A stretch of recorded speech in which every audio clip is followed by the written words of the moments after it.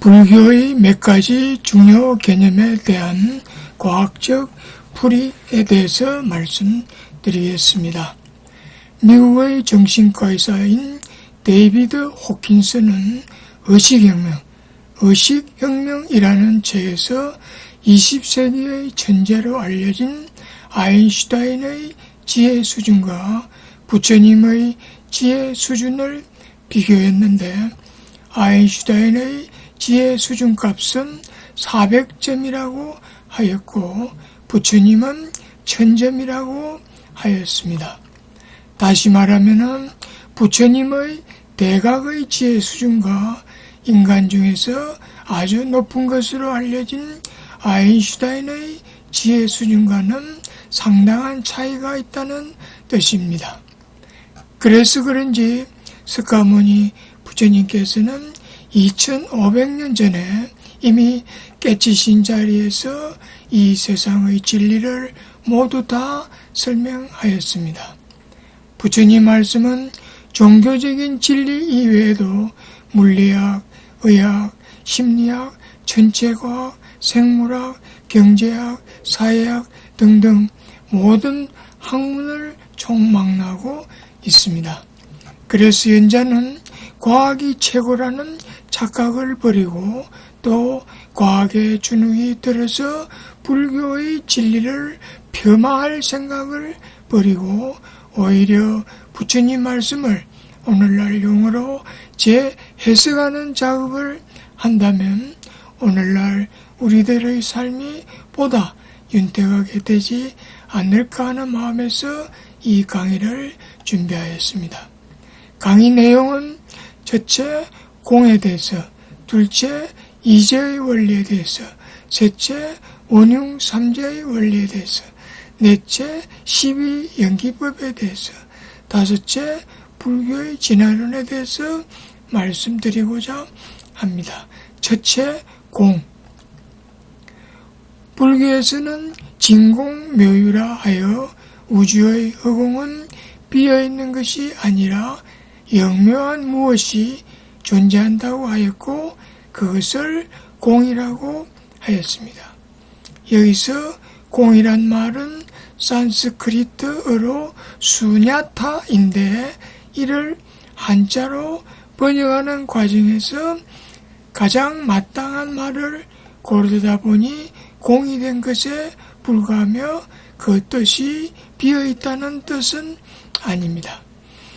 그래서 불교의 경전에는 수냐타라는 산스크리트어를 번역하는 사람에 따라서 염념, 심, 식, 불성, 불 등 여러가지 이름으로 번역하였습니다. 따라서 공은 마음과 동일한 의미를 지니고 있음을 알 수 있습니다. 이와 같이 공과 마음이 동일한 것임을 생각할 때 불교에서 많이 알려진 일체 유심조라는 말은 다른 말로 바꾸면은 일체 유공조가 될 수 있으며 일체 유공조는 우주에 존재하는 모든 것은 오로지 공에 의하여 이루어진다는 뜻이 되겠습니다. 따라서 공, 즉 심이 모이고 모여서 우주의 역사만큼이나 오랜 시간을 거치면서 수없이 가져치기를 한 것이 오늘날 우리의 우주 모습이라고 풀이할 수 있습니다. 또 불교에서는 일적다, 다적일이라든지 하나 중에 일체가 있고 일체 중에 하나가 있으며 하나가 곧 일체요, 일체가 하나이라든지 한 티끌 가운데 시방세계를 머금었고 일체의 티끌 속도 또한 그러하다라는 말을 많이 사용하고 있는데 이는 하나 속에 모든 것이 다 들어있고 모든 것 속에 하나가 들어있다는 뜻인데 이것이 가능한 것은 일체 유심조이기 때문입니다. 이상을 종합하면은 우주의 허공은 비어 있는 것이 아니라 공, 즉 심으로 가득 차 있고, 이러한 공, 즉 심으로부터 우주에 존재하는 모든 것이 유래하게 되었다는 뜻이 됩니다. 다시 말하면은 진공묘유에서 묘한 그 무엇이란 바로 공이요 심이라는 뜻입니다. 현대과학은 과연 우주의 허공은 무엇으로 충만되어 있다고 생각하는가? 미국 출신의 물리학자 데이비드 봄은 우주의 허공은 텅 비어있기는커녕 초양자 포텐셜, 슈퍼퀀텀 포텐셜로 충만되어 있다고 하였으며, 그래서 두 개의 광자를 우주의 한쪽 끝에서 다른 한쪽 끝으로 서로 멀리 떨어뜨린데도 두 개의 광자를 이렇게 양쪽으로 멀리 떨어뜨린다 해도 두 개의 광자는 동시적으로 정보를 교환할 수 있다고 했는데, 그는 이것을 비국수성 원리라고 불렀습니다. 봄이 제시한 비국소성 원리는 실제로 1982년 프랑스 물리학자 알랭 아스페에 의하여 실험적으로 증명되었고, 1997년 제네바 대학교의 기생의 실험에서도 입증되었습니다. 봄이 말하는 초양자 포텐셜은 바로 불교에서 말하는 공과 같은 것이며, 우주의 허공은 공으로 충만되어 있다고 믿을 수 있겠습니다. 다음은 이제의 원리에 대해서 말씀드리겠습니다.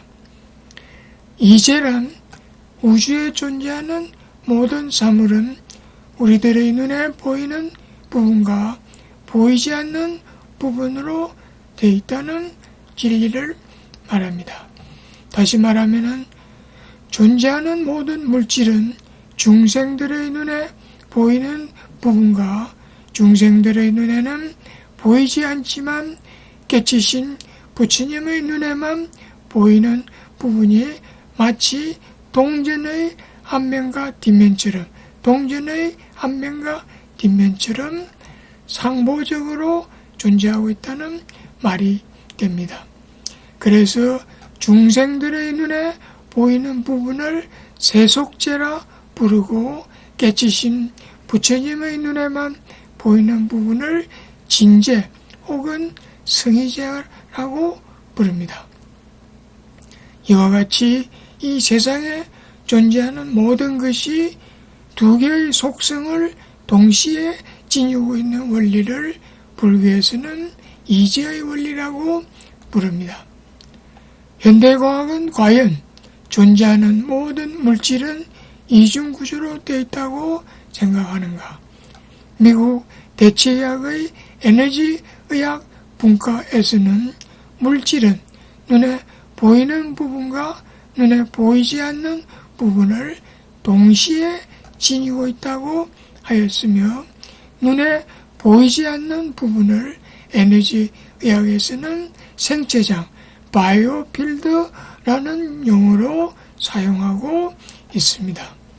물질의 이중 구조를 그림으로 표시하면 분자, 세포, 조직, 장기, 육체 등이 있는데, 이들의 그 배후에는 분자장, 또 세포의 배후에는 세포장, 조직의 배후에는 조직장, 장기의 배후에는 장기장, 육체의 배후에는 개체장이라는 생체장이 존재하게 되겠습니다. 다음은 DNA의 생체장이 존재한다는 사실이 러시아 과학자에 의하여 밝혀져 있습니다.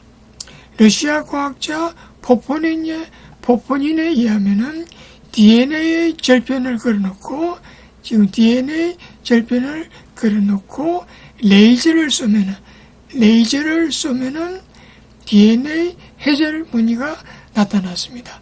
이와 같은 DNA 해절 무늬가 나타났습니다. 그런데 DNA 절편을 제거했는데도 불구하고 이번에 여기에 DNA가 없는데도 불구하고 레이저를 쏘았는데 이와 같이 해절 무늬가 남는다는 사실을 발견하였습니다.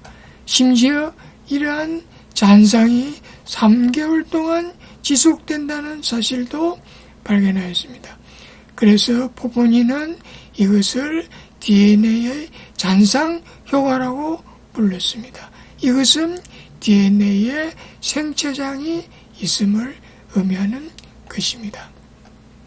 또 유전자에 생체장이 존재한다는 사실이 러시아 과학자에 의하여 밝혀져 있습니다. 러시아의 장 칸첸이라는 과학자는 토션 발생기를 이용하여, 이게 토션 발생기고 그것이 그 얼개가 되겠는데, 이것을 이용하여 달걀의 생체장을 채취하여 오리 아래 쏘여준 다음, 즉 달걀을 여기다 넣고 요 정보장을, 그다음에 여기에 오리알을 넣어두고 이 정보장을 오리에다가 쏘여준 다음 오리알을 부화시켰더니 오리와 닭의 잡종이 태어났습니다. 즉 오리와 닭의 잡종이 태어났습니다. 이것은 유전자에 생체장이 있음을 의미하는 것입니다. 또 분자에 생체장이 존재한다는 사실이 프랑스 과학자에 의하여 밝혀져 있습니다. 프랑스의 유명한 면역학자인 뱅부니스트는 프랑스에서 미국으로 진통 해열제인 아스피린을 보낼 때 소포로 보내는 것이 아니라 이메일로 보낼 수 있었다고 하였습니다. 그 이유는 아스피린은 생체장을 가지고 있고 생체장은 주파수로 환원할 수 있으며 주파수는 이진법, 즉 컴퓨터화가 가능하기 때문이라 했습니다. 즉 아스피린은 00110110과 같이 이진법으로 환원이 가능하여 이메일로 보낼 수 있었다고 하였습니다. 또 세포에 생체장이 존재한다는 사실이 러시아 과학자에 의하여 밝혀져 있습니다. 러시아 과학자 가즈나 체프는 암세포와 정상세포를 격리하여 배양하고 있었는데 어느 날 보니까 정상세포가 암세포로 변한 것이 관찰되었습니다. 이것은 암세포의 생체장이 정상세포의 생체장에 정보가 전달되기 때문입니다. 또 개체에 생체장이 존재한다는 사실이 미국 과학자에 의하여 밝혀져 있습니다. 미국 나사 출신의 천체 물리학자인 브렌넌은 사람은 생체장, 브렌넌의 영어로는 오라가 되겠습니다만 이 생체장 이하여 둘러싸여 있다고 하였으며 이와 같이 생체장에 의하여 둘러싸여 있다고 하였으며 그는 이것을 눈으로 볼 수 있다고 하였습니다. 또 개체의 집단에 생체장이 존재한다는 사실이 독일 과학자에 의하여 밝혀져 있습니다. 독일의 과학자 포프는 광자의 숫자를 측정하는 광정배관을 이용하여 물배룩 집단에서 집단적 생체장을 관찰할 수 있었다고 했습니다. 이것이 집단적 생체장의 그래프가 되고 뿐만 아니라 물고기 집단이나 하늘을 나르는 새들의 집단에서도 집단적 생체장이 존재한다고 하였습니다. 다음은 원융 3제의 원리에 대해서 말씀드리겠습니다. 원융 3제라고 했는데 여기서 3제란 사람의 모습을 세 가지 입장에서 보는 것을 말하는 것으로 겉으로 나타난 상을 두고 말할 때 응신열애라고 하고 응신열애라고 하고 눈에 보이지 않는 상을 두고 말할 때는 보신열애라고 하며 이 둘을 초월해서 나타난 사람의 상을 두고 말할 때는 법신열애라고 합니다. 이게 법신 되겠습니다. 그리고 원융이란 말은 둥근 원처럼 하나가 되어 둘 안에게 돌아간다는 뜻입니다. 따라서 원융 삼재란 응신, 보신 및 법신 등 셋이 마치 하나처럼 돌아가는 도리를 말합니다. 삼재를 다른 말로 삼신이라고도 하는데 삼재란 말은 인간의 구조는 응신, 보신, 법신 등 삼중 구조로 되어 있다는 뜻입니다. 현대 과학에서는 과연 인간의 구조를 삼중 구조로 생각하는가? 미국의 양자 생물학자인 글렌 레이는 그의 저서 양자 생물학이라는 책에서 생물의 구조는 삼중 구조라는 사실을 실험적으로 밝힌 바가 있습니다. 즉 물리적 구조, physical structure, 에너지적 구조, energy structure, 마음 구조, mind structure로 되어 있다고 했습니다. 그랜 레인에 의하면 사람은 물리적 구조인 몸, 그리고 에너지 구조인 양자 파동장, 그리고 마음 구조인 마음 등으로 되어 있는데 이 세 가지 구조가 서로 중첩되어 있어 마치 하나처럼 보인다고 했습니다. 이게 서로 중첩되어서 하나처럼 보인다고 했습니다.